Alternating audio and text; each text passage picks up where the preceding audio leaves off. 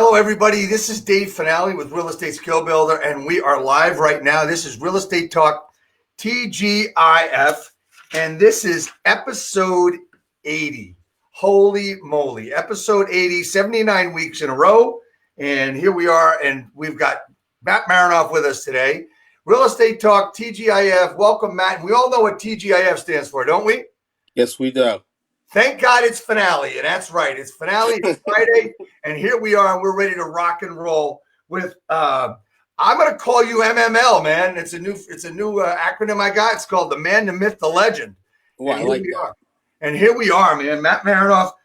Matt, you're like the man when it comes to foreclosures and short sales, and you do some boot camps, you do some classes and all this stuff to try to teach people how to do it. But that's like today.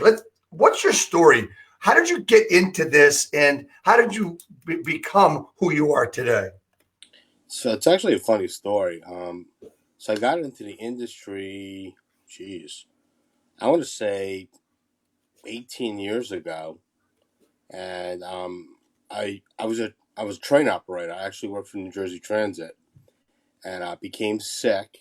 I've had colitis for most of my life, and then it actually got so bad that I actually had to get hospitalized, and I went to go see a doctor, and the doctor actually was hesitant in actually clearing me to go back to work, and he actually wanted me to, think about a different career. He goes, "You need to get a big boy job," and it kind of like shook my brain up a little bit because as I talked about off camera, that I really wasn't, a phenomenal student. I thought D was for diploma when they were going to kick me out of high school.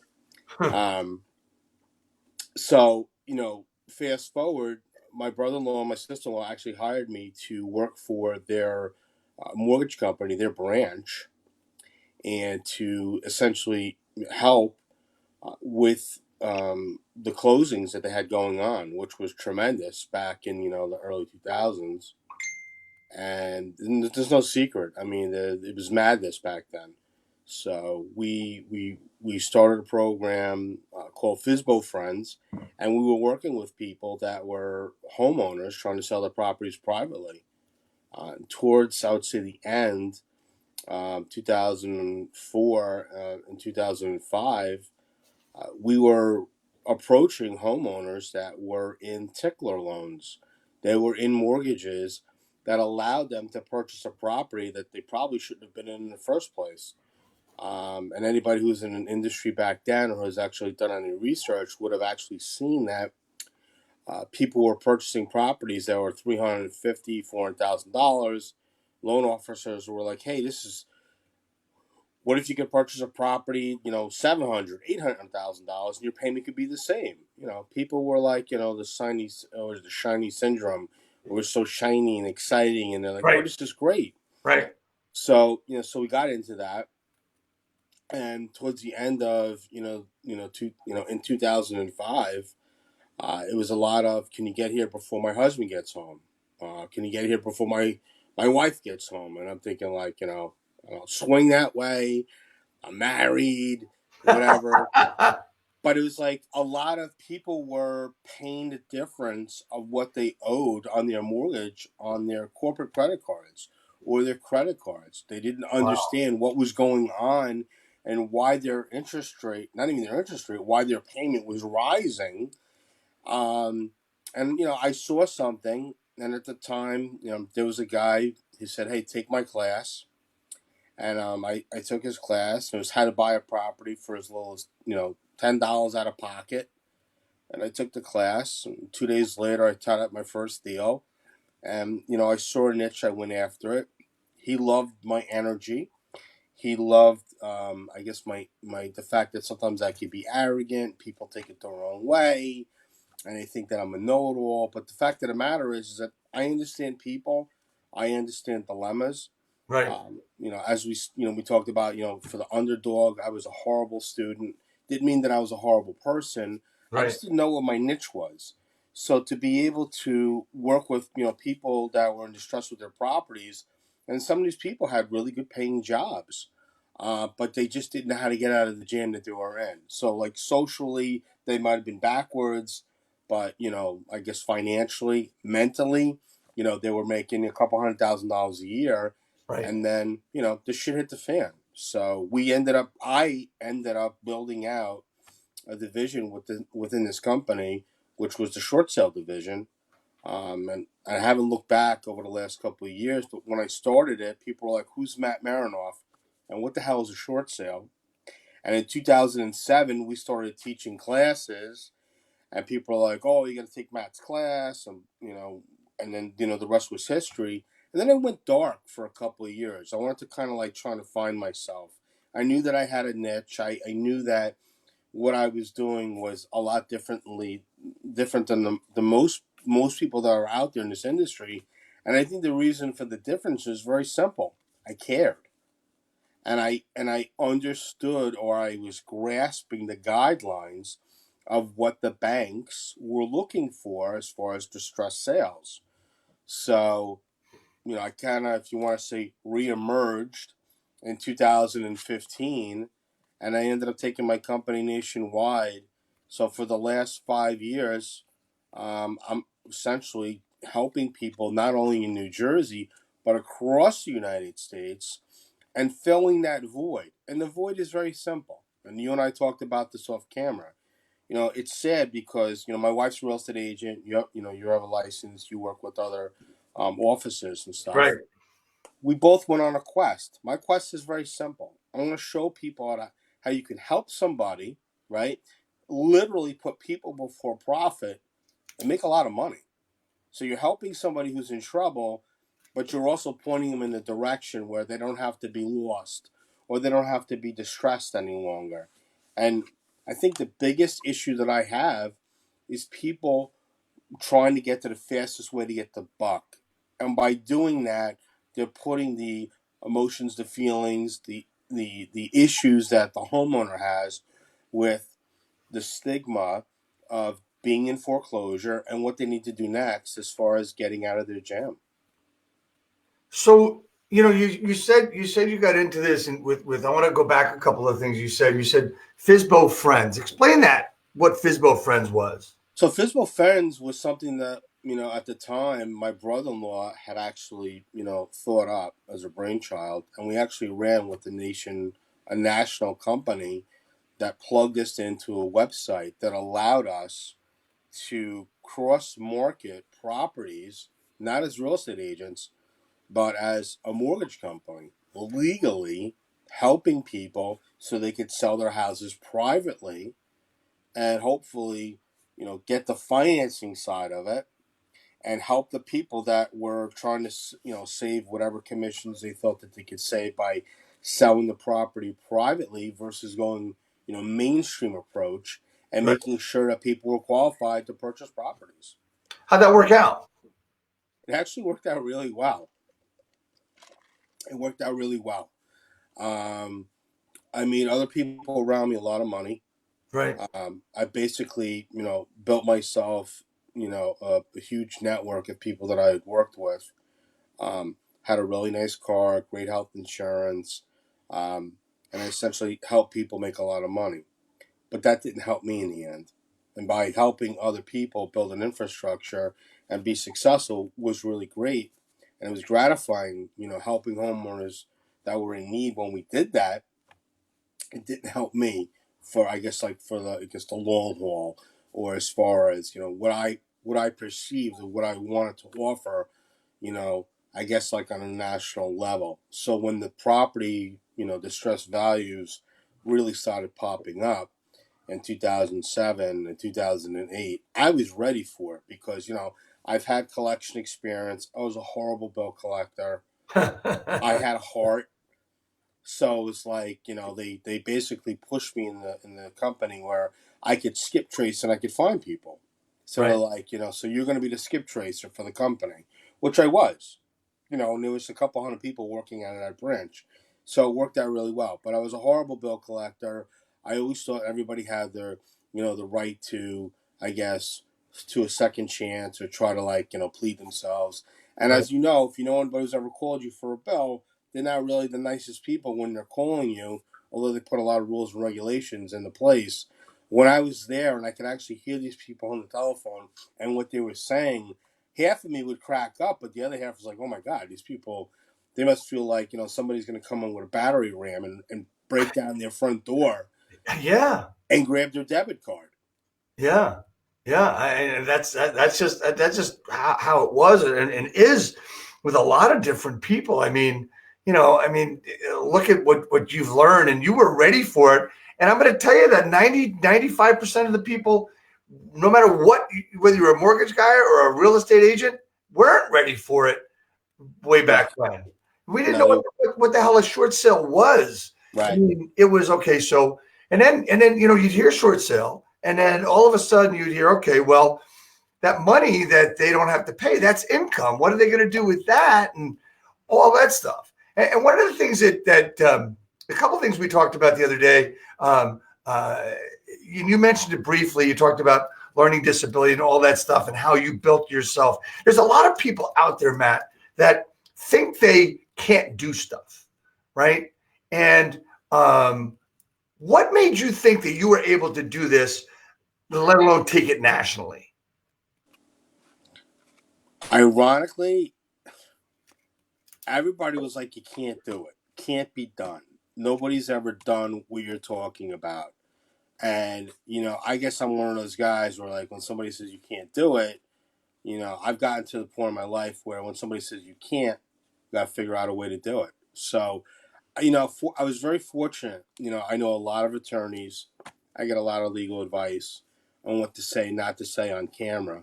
Um, but we actually we consulted with somebody who actually did compliance work for one of the big banks, Right. and I explained to him what I wanted to do and why I wanted to do it. And he basically said, "Fucking genius," because the problem is, and I don't think people realize this, is that when you're in distress with your property and the banks say be leery of third party companies, well, that's great.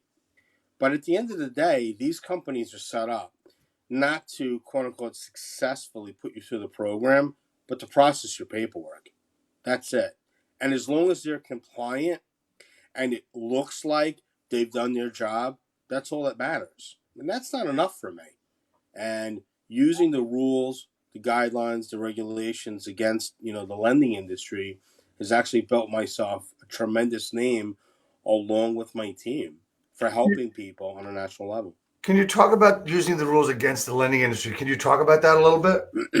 Yeah, so look, the rules and regulations and the guidelines were put in place for the lending side, but let's be realistic. If the rules and regulations and the guidelines are not being followed, it's two-way street. So if the lender's not doing their job per se and what they say they're going to do within the scope of the rules and the regulations and the guidelines, guess what? They're going to get their asses handed to them. So, we've gone up, we filed, complaints against big banks. We filed complaints against smaller banks. We filed complaints, not so much against the attorneys, but for what they were trying to do as far as foreclosure action against people. And it all comes down to one thing: people need to know their options. And I say, hashtag RRG know your options. For the matter is that people really don't know. And they're always like, well, I got my loan, I should have known what I was signing. But let's be realistic. If you're getting a packet of paperwork Yeah, exactly. that's this thick, Exactly. and your closing is only supposed to take an hour, are you really reading all that paperwork? The Not a answer is freaking chance. no. And then you have the title company. Look, I don't blame the title companies for the majority of the issue that happened, but there was a lot of nonsense with robo signing where documents weren't signed at closing and then they went back in at a later date. And I think 2020 actually did a story on this and talked about there was a specific name, and this is where I can't say certain names. Understood. Um, but they matched up the signatures and had about 17 different signatures from the same person, the same name, but different locations in different parts of the world, another world, United States, that were signing off basically as a witness to signing the paperwork that was there. Can't Right. do that. That's illegal. Right. So, in using, like I said, the rules, regulations, and guidelines against the lending institution, we got huge wins and understanding what they're looking for. People don't understand certain loans that are out there. They have to go through what's called a waterfall review, and the mortgages themselves have to be taken into consideration if they're in default for modification. And Right. most people don't know that. Some loans out there, you don't even qualify for a short sale. So my job, as I've made it, or my quest, is to educate people so they understand what they're up against. Because Dave, as a real estate agent, you really want to take a listing on a property, go 3-4 months dead, into trying to hopefully get some type of resolution, and it turns out that they didn't have a right to do a short sale in the first place? Probably not. No. No. No. No. So No. it's kind of a way where, you're showing people where they can work smarter, not harder. And I know I say a lot of these catchy phrases, but this is what I live day in and day out. So I tell people all the time, look, if we could show you a smarter way where you could work smarter, not harder, and the end result is better for you and obviously better for your client, why would you not want to do it?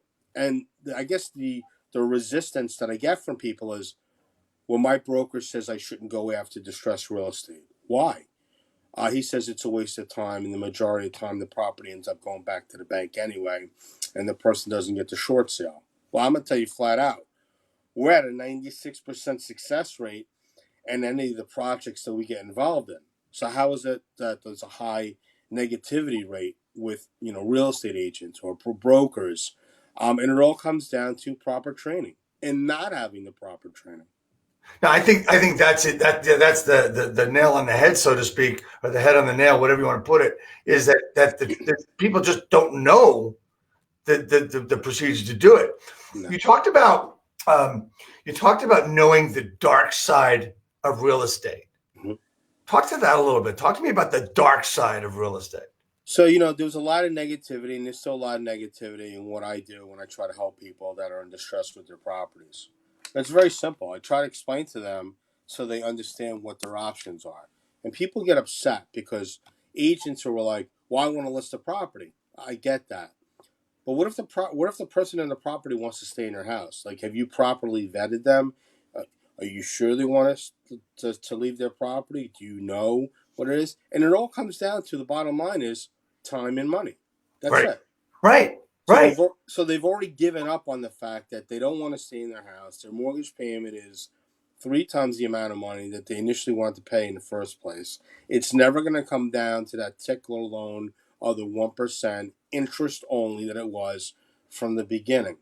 So this is something that we're offering to people. It's kind of like a, in a holistic way for them to mentally get past okay, I've got to sell my property. I've got to move on to the next phase of my life.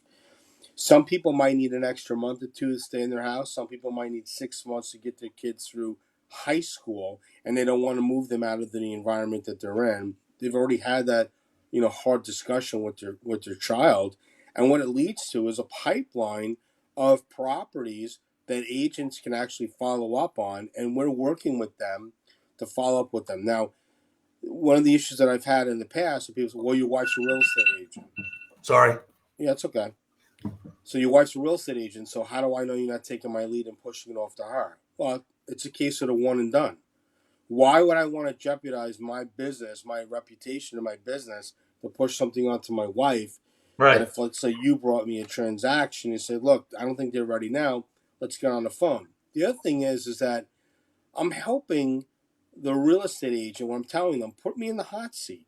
Put me in the hot seat. Put me on the telephone with these people and see what I say to these people to make them feel more comfortable so they understand, quote unquote, where we're at, where they need to be, and what's the best vehicle that's going to get them to the next stage in their life. Whereas real estate agents, unfortunately, have a stigma like car salespeople. They want to sell the property quick. If they have to cut their commission, they'll cut it, but they really don't want to, cut the commission, and they want to get to the fastest line to the finish line so they can get a commission check, which I can appreciate. But this is something we also talked about, which upsets me, is that people don't realize this is an art. It's a craft in what I do. So when somebody says to me, short sales are easy, then maybe you've cherry picked the transactions that you've been in. Because I've been in some serious transactions where buyer and seller attorneys were not happy about my company getting in the mix. But when a seller, and this is pretty impressive, it makes me feel good.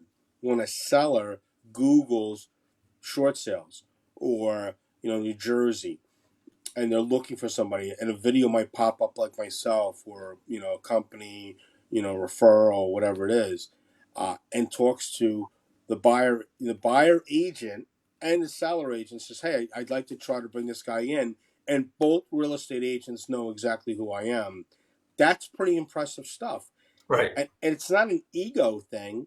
It's about getting things done a certain way, and there's a process that has to be followed. And I think as long as the process is followed and everybody's on the same page, it's going to be a win-win situation. So we talked about we talked a little bit just now about the dark side of everything that goes on and how difficult it can be, and that's one of the motivating factors for you, isn't it? I mean, you talked about being a guy that just learned a craft and you wanted to help the underdog, right? Talk to Yeah. that a little bit. What's that? I said, talk to that a little bit. Working with the underdog, and that you said, here's a quote from Matt Merenoff: "Foreclosure should never be an option." It should never be an option. Now, so I joke around, and one of my taglines is, "It's not a no until you get a restraining order." And I got to tell you, Dave, I live by that every single day. My team thinks I'm nuts. And even when they're like, "Oh, we're not getting an answer." All right, well, let's keep drawing it. Would you So repeat? Would you repeat what you just said? It's not a what till the restraining order? it's not a no until you get a restraining order. Okay. Right. Okay. Cool. Okay. And I say that jokingly, not for the off balance people of the world, but that's how I run my business and everything that I do every single day, because I want people to understand they really do have options, the homeowners. The agents have options. For an agent to entrust in us a $50,000 sale or a $1 million sale or a purchase price. I mean, I have something that just came across my desk. It's 1.4 and change. Wow. And they're trying to figure out what's going on, and the seller's hesitant. The buyer's agent's on board. The seller agent's on board. The seller attorney, the buyer's agent attorney knows who I am. So it's kind of like now we have to figure out how to get the seller on board. And I think the problem is that people are programmed a specific way. They went to school, they learned a certain method, and anytime I ever bring this up, people laugh. But when you go to real estate school, all you're really learning is the rules and I guess the guidelines of how not to get sued, right? Or put Right. your broker's license in danger Right. where you're going to get, in a situation. So for us, we don't really have any boundaries. We want to deal with the seller, the buyer agent, the seller agent, the attorney side, for the seller, the buyer side, the title company. That's another thing too. People get upset. Well, we want to run title. Well, title's already been run, and this is a title company that we're working with, and we often have, which we do, we have paperwork that people that want to purchase a property, they sign off on it, and it says clearly in the documentation, if we're already working with the title company and you didn't pull title, we have the right to utilize that title company to see us through to the end. Because let's face it, Dave, if you have somebody and you're essentially you're going to buy a car, Right. or if you're going to show a piece of real estate, and all it had to do at that final point is the person make the decision, you know what, I'm going to go with the color red on the car. Or you know what, we're going to move forward and the closing is going to be January 31st. And that's all they had to do, and basically they want to avoid everything else that happened up to then. I don't agree with that. I agree with sticking with the people that helped you from the beginning, made the final decisions, made the proper choices.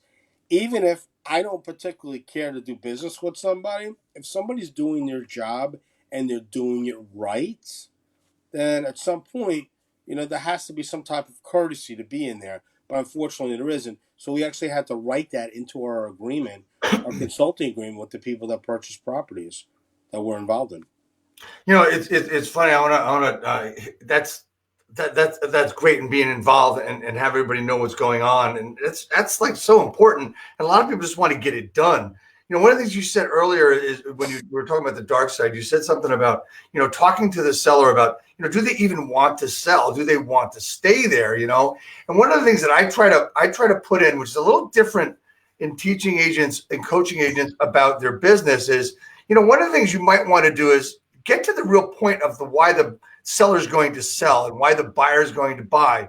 Do they really want to do that? And sometimes they do it out of a whim. Sometimes they do it like, well, maybe this is going to be better, or it's going to be better. I mean, it may sound stupid, but let's know why, and let's make sure that they really do want to sell and they do want to buy. Because if they really do, it'll make the process a lot easier, and they'll understand more things and work with you a lot better than they usually do. I think that's really a good point, to know that motivation completely, not just partially, but completely. You know what I mean? So look, we only want to deal with people that are closers, and I think people take that the wrong way. And in the industry that we're in, I don't care what anybody says. This is not a W-2 job. You're a 1099. And I think the biggest misunderstanding of people that get into real estate is, yeah, it's flexible hours, but Right. you're not going to get paid unless you do something. So guess Right. what? You're an entrepreneur. And if you don't treat yourself like an entrepreneur, or hold yourself to the highest standard of being an entrepreneur, and to each person that's completely different, nobody's going to take you serious. They're certainly not going to look at you as being a closer. So when my team gets involved, we're playing to win. At that point, we already know the seller wants to sell the property. We know the buyer wants to buy the property. And sometimes we've got weak links. We've actually had to fire attorneys in the middle of transactions. And it cracks me up when an attorney says, well, you can't fire me. I can't fire you, but the buyer is waiting for you to call them because they're actually going to let you go. Or the seller is going to call you and basically tell you that you're dismissed. And it's not about making friends in the industry. It's not even about egos. It's about, we've got to get to a certain point. Look, we have a transaction right now. I think it's supposed to close Tuesday or Wednesday next week. And we're running into an issue right now where the attorney is MIA. And when I say he's missing in action, he's never in the office. The voicemail is a very generic voicemail where it just says, leave a message after the beep, beep. Doesn't even say law firm. I can't operate like that. And then, you try to get a hold of the buyer's agent and try to find out from the buyer's side what's going on, and they don't have an answer. They have an answer, but they don't want to give the answer. Look, instead of trying to stall us and telling us of why you can't do something, let's try to figure it out so we can get to the finish line, because in the reality of this is it could end up really super bad for the buyer on this, because they're in a binding contract. Right. And Right. their attorney basically said, we're committed and we're going to close on this date, and whatever it is. So what happens when people start getting sued? People are like, well, with short sales, there's really no legality to it. It either works or it doesn't work. That's not true. That's not true at all. Exactly. And we're holding people to the higher standard. Right. Because although it's a different type of transaction, that's why I say it's the dark side of real estate, because nobody really wants to get involved in it. And my thing is, if you don't want to get involved in it, that's cool. If you're an agent and you come across transactions and you don't want to get involved in it, that's cool. But don't push away somebody who needs help. Whereas maybe you get a referral fee. Get 20, 25, 30%, whatever you can, and pass it on to somebody who really cares. Right. I'm not even going to talk about those types of stories, but it's a very sad situation out there where people are looking for self-gratification, and if it doesn't work, they're pushing it to the sidelines to something that's going to make them more money, sooner than later.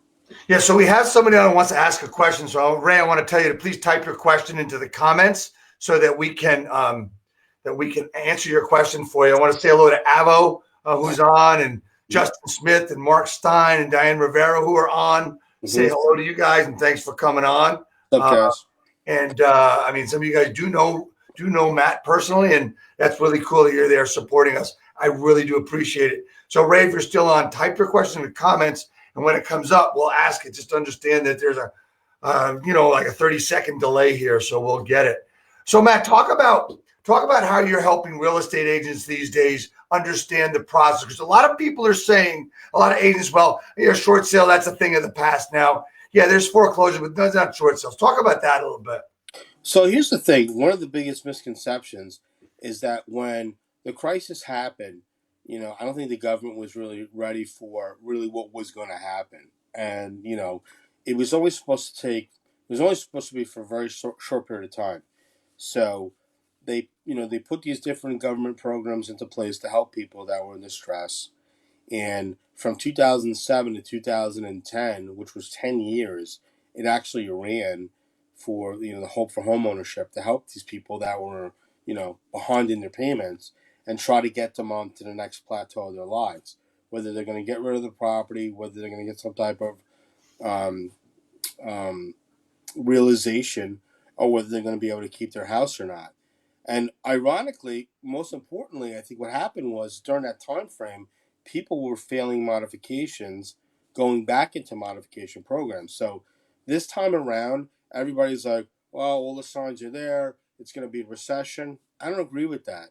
I think it's going to be a correction in the real estate market. That's what I think is going to happen this time because there's a lot of failed modifications on top of, the inventory that's out there where people are calling shadow inventory that haven't even hit the market yet. Exactly. And people are freaking out because they're like, what would happen? And I'm going to tell you what would happen. If the shadow inventory hit the market, then we would probably go into a recession. And the reason being is because there will be so much out there that people will be like, well, my house is $500,000, but the guy down the street, his house is selling for $250,000. Why am I paying $500,000 for my house anymore? Not doing it. It's not paying their mortgage. So that's not going to happen. I don't think the government is willing for something like that to happen. I don't think we're ever going to see the crisis like we saw before. But there is going to be a correction. And whether people want to hear it or not, people are overbidding for properties right now, from what I understand. And people are like, well, I got my client $50,000 more. Is it that? Or is it because the area that you're in, maybe there's not enough inventory in that area, and Right. people are not selling their properties because they don't want to sell it. They don't need to sell it. They're not in distress. But I mean, the government themselves, they had these programs where people were going into 2% mortgages and they were locking them into 40, 50-year mortgages. Like, to me, I think that's a little extreme. If you can't get somebody to where they need to be and the government money was not utilized properly, they should have did buy downs on these loans. Look, it's not a secret. I tell people, and I talk about it openly, I drove my house into foreclosure not once but twice, and people thought I was nuts for doing it. But I needed to find out what the pain level was. How far could I take it without really, erupting in huge arguments with my family for my kids knowing what was going on. My wife and I sat our kids down. One of my kids is 11, my other one's 16. And, we basically told them, what daddy was doing. And my kid's response was amazing. And I almost want to cry because it's like, they're like, Dad, you're a pioneer, And, my one kid, because I joke around and I say to people, you're crazy as you're crazy as shit. He goes, Dad, you're crazy. You really are. You're crazy, but you're a good crazy, and the world needs to see that. So I want everybody to hear that again. You drove your own house into foreclosure twice Yeah, to understand what people go through. Is that it? yeah. You're nuts. I am nuts. I say that with love, man. You know that, right? No, So, I know. you But you know, know what? The thing is that most people don't realize what their options are, and when I say know your options, I really mean know what your options are. We drove it so far that I ended up in the end. I had to write a very big check. My wife, was sheer panic. The sheriff was coming to the house. They were trying to serve me. They would essentially try to serve, but I would react to the bank and say, "Well, you need to prove this. You need to prove that. You're potentially doing an illegal foreclosure against me." And I ran that for 5 years. So at the end of my last time, I actually had to write a very big check to get them off my back, which was okay. But I learned a lot. so And the I want to go into two things that you just mentioned. We talked shadow inventory and modifications coming to bear that are failed, right? Let's just talk about shadow inventory, because that's a phrase that we haven't heard in a long time because people feared it. Yeah. People feared shadow inventory coming out, and the people holding all the foreclosures and short sales that they bought or the banks took back. Yeah. Right? They haven't released it yet. Right. Right? What? Number one, why haven't they released shadow inventory to go on the market? Is it making them money? You know, it's funny you say that. You know, so everybody has a different train of thought with all this. You know, some of the servicing companies that have actually, you know, worked with homeowners, and some people haven't made a mortgage payment 5, 6, 7 years. They're still in their house on New Jersey. Some people have actually kind of like bucked the system a little bit and found a way where they can make a couple payments, start the whole process all over again. You know, I have one guy right now. He hasn't really made consistent payments in his house in 13 years. Holy crap! Yeah, in New Jersey, which is pretty cool. And I say that jokingly from an experimental standpoint. I think it's pretty cool. But the legal expenses that were occurred over this period of time, what I'm trying to say is that if somebody's going to go into default or they think they're going to go into default and they're scared to call their bank, you got to communicate. Because if you don't communicate with your lender and let them know what's going on, nowadays it's full speed ahead in the state of New Jersey. So let's talk about two things. Let's talk about the shadow inventory, Right. and let's talk about November 1st, how the rule actually changed in the state of New Jersey with foreclosures, which most people don't even know about. Right. So the shadow inventory is very simple. This is inventory that people are still living in their houses and or not living in their properties, where the process might have been put on hold on the property and or properties that were taken back by the bank. And some of the banks are actually making deals with the people where they could stay in the property and actually pay rent. So the property would get foreclosed on, they're actually paying rent and staying in their own house, which I'm not sure if you want to agree or disagree with it. And then, you know, as far as um, the what was the other thing we are going to talk about? Loan mods that are coming that are failing. Right. So loan modifications that are, you know, essentially failing right now or that have failed, whereas you essentially get like two modifications within a 5 year time span. Some of them are giving them three tries. And if they fail the modifications, that's pretty much it. So what people were doing is they were doing the loan modification, they were going, you know, for maybe a year or two, and then stop paying their mortgage. Then they were going for a couple extra years, stop paying their mortgage, and then go for a couple extra years. So people were really figuring out a way to buck the system. So in the state of New Jersey, as of November 1st, 2019, and a lot of people still don't know this, which I have to tell you, if you're going to work in a distressed world, you better know what the hell is going on. Right. So Right. it all comes down to this. Whereas before, you got an adjournment. The bank took an adjournment. You took an adjournment.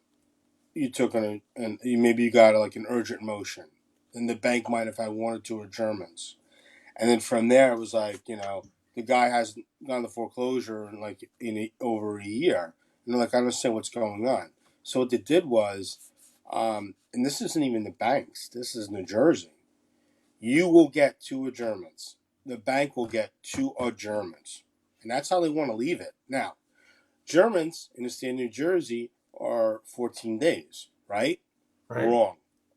They're not 14 days anymore. Now you get an adjournment, it's 28 days. So you actually get two 28-day adjournments. Then the bank gets two 28-day adjournments. So the philosophy behind this, it kind of makes sense. If you go in front of a judge and you're down to the wire and you've already used one of your adjournments, right? And you've done nothing, and that is the case that we get calls weekly now, if not daily, where people are like, I didn't know what I was doing. I didn't know what to do. I didn't call my bank. When was the last time I made a mortgage payment? Haven't made a mortgage payment in 5 years. Did you talk to an attorney? No. Why not? I was scared. Or my wife said her brother's cousin's best friend's neighbor, Colin, who works at the loading docks, best friend's Uncle. wife who left so and so for another woman was able to stay in their house for 8 years and not have to communicate with their bank. Those days are over because from dealing in the foreclosure industry and dealing with the foreclosure attorneys and hearing what they have to say, everybody's done. They want to clear out the cycle of garbage that's there. They don't want to have the same type of garbage that's going to come around the second time around and hold people in their houses. So it's kind of like, guys, if you're waiting for the Messiah or if you're waiting for Jesus Christ to come down with the checkbook and write the difference of your mortgage, it's not going to happen. You can go to Friday night bingo, you can go get your paycheck, get $100 in scratch offs, and I've seen people do it where they're sitting in their cars scratching off, a million different scratch offs, hoping that's going to be the answer to their prayers. The answer to people's prayers is reality and being truthful to yourself and to your family. If you can't afford something, it's time to move on and let go. And I think sometimes with my company, the approach is very simple and Right. it's soft. Right. Let's try to let you know what your options are. And if it works, cool. If it doesn't, then we got to go back to Dave because Dave is the agent that brought us into the fold. And we're going to talk to Dave about getting an evaluation on the property. And a lot of people are like, well, can we get an evaluation anyway just to get an idea of what the property was worth? So agents are like, what the fuck just happened? Because this guy didn't want to do anything, but now you're talking to him on the telephone, and now all of a sudden they want to invite me back into their house and have them do evaluation. Yeah, because now they really need to know what their options are, Right. and the best offense is the best defense, the best defense is the best offense. So when I tell people, Google my name, Google my company. If you live in New Jersey, you don't believe me, November 1st, guidelines, sheriff sales. Did it change? And people call me back and go, holy shit. So the other thing is that when I say the dark side of the industry, people are like, well, this is what I learned for listing presentations. This is what I'm going to offer. This is how I'm going to do it. This is the protocol that I'm going to follow. And this is what my mentor taught me. Cool. So here's what I need you to do, right? Right. Take everything that you've learned from your mentor on doing a listing presentation and literally shut the F up, listen to what I'm going to say, and I'm going to put you on the phone with me and we're going to talk to the homeowner. I got to tell you, 99% of the time, I don't even meet the homeowners. Everything is done on the telephone. And I'm on an 85% close ratio on the phone with the agents. And it's always the same thing. What the fuck just happened? Get your paperwork together, go over there, list the property. We're running on borrowed time now. There's a certain time frame we have to follow with the banks. Some banks want properties listed for 7 days. Some people want banks listed for 15 days. The majority of bank wants to pack it in with them, 36 or 37 days prior to an active sale date before they'll actually review it. And these are things that seasoned agents have no idea what I'm talking about because they're not being trained on it. So let's talk. Let's just go to one more topic because we've had this has been really great. It's been really informative and eye opening to a point. And let's talk about loan mods. I mean, you think are there a lot of loan mods that are failing and people going back into foreclosure with the loan mods? Yeah. So, on average, let's say we try to help 10 people. Out of 10 people, usually 3 or 4 of them primarily will end up in a loan modification. And out of that, about 50% of those people actually fail and go back. Wow. Yeah. So when an agent's like, well, I don't want to talk to homeowners about modifications or extra time in their house. Why? Because at this point, you don't have a chance of getting the actual listing. They think you're a scumbag. But if you're going to offer them something that's totally different, and this is one of my catchphrases when you're talking to somebody on the telephone, do you want to know your options? Wouldn't you like to find out what your options are? You writing that down? I am writing that down. So when people say to me, is it really that easy? It really is that easy because everybody else is like, oh, I saw you listed with so and so. Yeah, he sucks. But I have a different marketing plan. So I'm going to be in your neighborhood on Thursday between 1 and 1:15 or whatever it is. So make sure you're there so I can save your ass. I've heard it all from people, but it all comes down to one thing: do you want to know what your options are? It's a softer way. It's a better way of Absolutely, because it's a lot different than working with a seller that's ready to sell or a buyer that's ready to buy. I mean, people don't know they're scared shitless, Here's right? another thing too, like listing agents, if you're out there and you're listening to this, if you're going and somebody's been in a property, for 10 years, there's a chance they might have defaulted, right? So when the homeowner is like, when you ask the homeowner, have you ever been late on your mortgage before? It's okay to ask that question. You're not offending anybody. It's prior preparation prevents piss poor production. You want to know ahead of time what you're dealing with. We get a lot of phone calls. We got a situation right now. We didn't realize that there was a standalone second. Well, you took the listing on the property, or you asked them if they were ever behind in the mortgage, right? Yeah, I did. Well, did you ever think to look at the mortgage coupon to see if there was a standalone second underneath what's owed on the property? No. Why not? I was never trained. That's the reason why I'm doing these boot camps. That's the reason why I'm doing these actual, classes and in general to show people what their options are when they're helping people that are in distress. Look, I'm not doing anything differently than anybody else. I've just packaged it differently. So when everybody's like, "Oh, I saw so and so, he was awesome," or the guy, he's amazing, and blah blah blah, and the fish oils and stuff like that. Nobody has a brand new idea. The ideas are just repackaged Absolutely. and regurgitated, and they're thrown back out there. I'm a simple guy. I'm a meat and potato guy.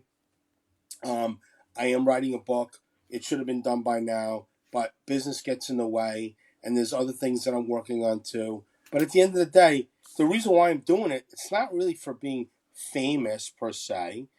It's for showing people self awareness and selfishly dealing with people that actually understand what we're talking about versus saying, well, that's not my job. I wasn't trained like that. Or my broker didn't offer it. Or the best is, and I know you're going to appreciate this, what type of CT credits am I going to get out of this? Am I going to get credit? Dude, sometimes it's okay to get educated on something and be ahead of the curve. So it all comes down to being a business person, knowing what you have to do, right? And taking your business as a real estate, let's say, agent, seriously, right? So I always say that agents are very interchangeable. Where I got to say I'm going to use the 80-20 rule, right? I want to work with the 20 percenters. I don't want to work with the 80 percenters because they don't want to do shit. And if I'm Right. insulting anybody, I really don't care, right? The point here is really simple. If you want to be like everybody else, don't come near a short sale. Don't come near a foreclosure. Don't do anything that's out of the ordinary or out of what you're used to. Stay in your little thing. If you want to excel, do what others won't do. That's called differentiation, in my opinion. And that's what I No, coach. No, listen. I agree with you. I mean, listen. If you want to be coddled and you want to be hugged, go to your wife, go to your girlfriend. Better yet, if you don't have a wife, you don't have a girlfriend, and you don't want to go out on dating sites and meet people, go to a strip club. Go get coddled that way.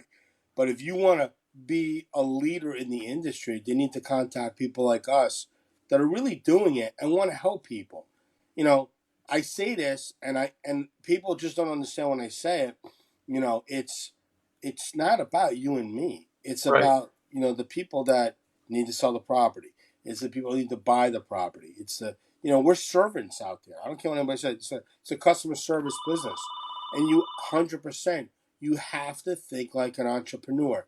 And if you don't think like an entrepreneur, I mean, there's a very well known real estate agent, and I'm just going to leave it at this: when my team says they're not picking up after 5 o'clock on a Friday night, guess what?